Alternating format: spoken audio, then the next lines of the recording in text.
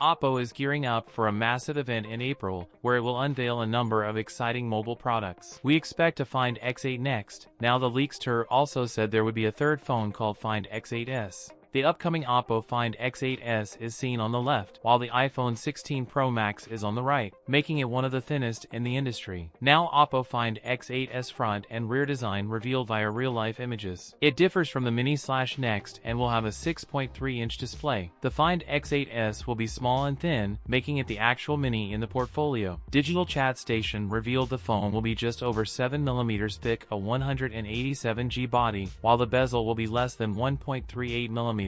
It will be powered by the upcoming Dimensity 9400 Plus chipset and a massive 5700 mAh battery with 80W wired and 50W magnetic wireless charging. The Find X8s will have an OIS-enabled 50-megapixel main camera, an 8-megapixel ultra-wide snapper, and a 50-megapixel Samsung JN5 periscope telephoto camera. That's it for today's video. If you enjoyed it, don't forget to like, comment, and subscribe for more content. Thanks for watching, and I'll see you in the next one.